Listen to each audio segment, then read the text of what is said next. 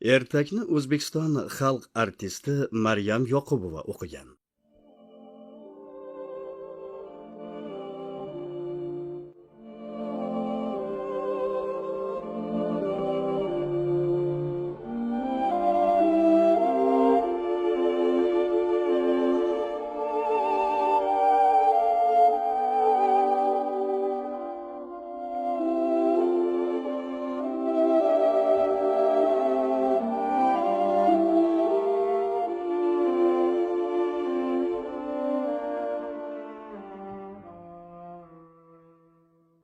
Assalomu alaykum aziz bolajonlarim.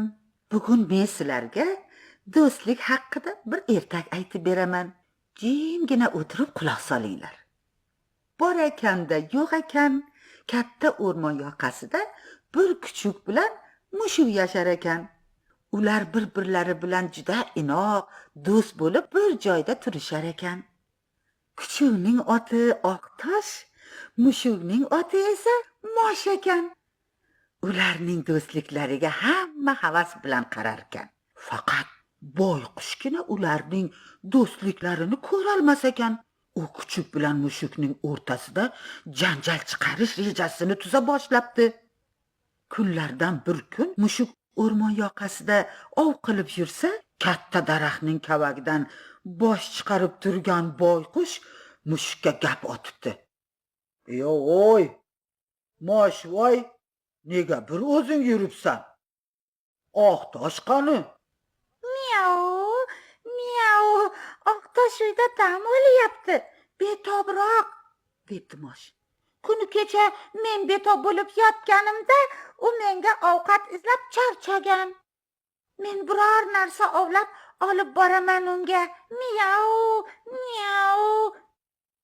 Boyqushning bu gapdan ensasi qotib, hasaddan ichi kuyibdi. Shu sababli darrov makri hiyla ishla boshlabdi. Debdi boyqush.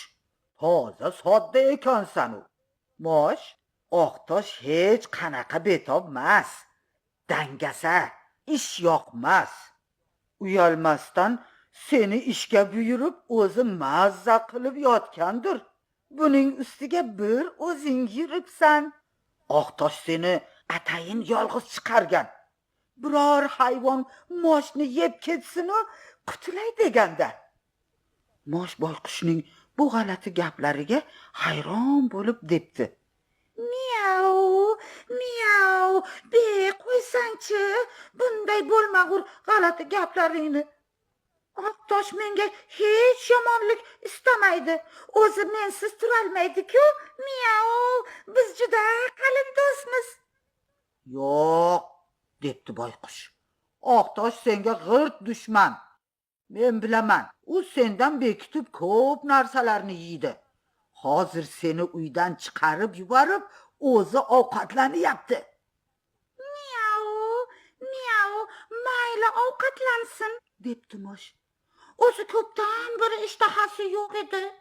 Ishtahasi ochilgan bo'lsa, xursand bo'laman. Mosh shunday deb yo'lida yana davom etibdi. Moshga gap uqtirolmagani uchun boyqushga rosa alam qilibdi. Borib Oqtoshni aynitmoqchi bo'libdi. Qorong'iroq tushib qolgan ekan, Moshning uyda yo'qligidan foydalanib o'sha tomonga uchib ketibdi. Yo'lda uchib keta turib, yerda yotgan katta bir suyakka ko'zi tushibdi. Mana shu suyakni olib borib, kuchuk yotgan uyga qo'yaman.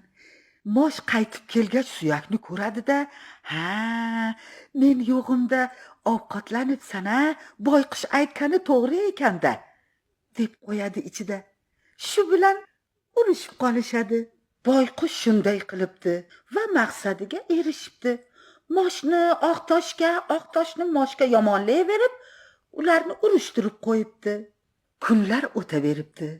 Ular yolg'iz yakka-yakka yurib zerikishibdi.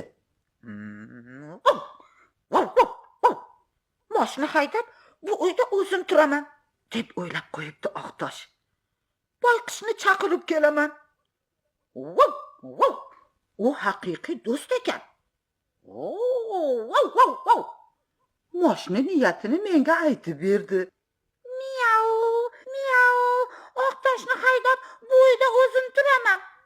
deb o'ylab qo'yibdi mosh ham. Boyqushni chaqiraman o'rniga. Miyau, miyau. U haqiqiy do'st ekan menga. Mosh bilan Oqtosh shunday xayol surib turishganida o'rmondan boyqushning dodlab qichqirgan ovozi kelib qopti.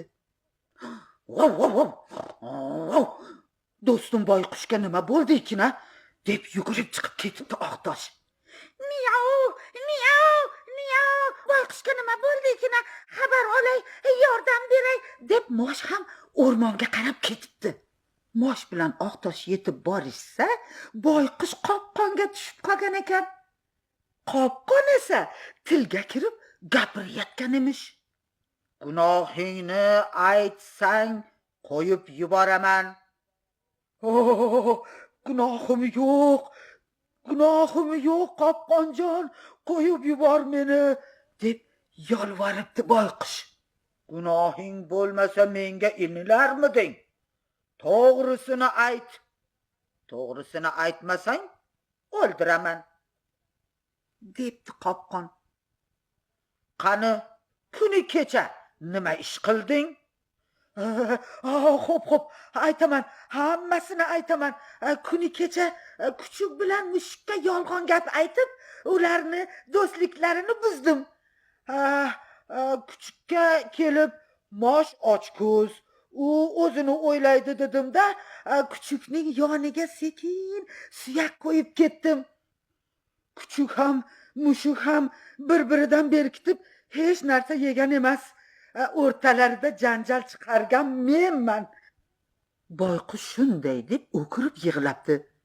Oqtosh bilan mosh boyqushning so'ziga kirib, bir-biri bilan urushib qolganiga juda ham xijolat chekishibdi. Shundan keyin ular bir-biridan kechirim so'rab, yana do'st, ahil bo'lib yashay boshlashibdi. Mana bolajonlarim, ertagim ham tugadi. Endi o'rinlaringizga borib, mazza qilib uxlaylar. Xayr, qo'zichoqlarim.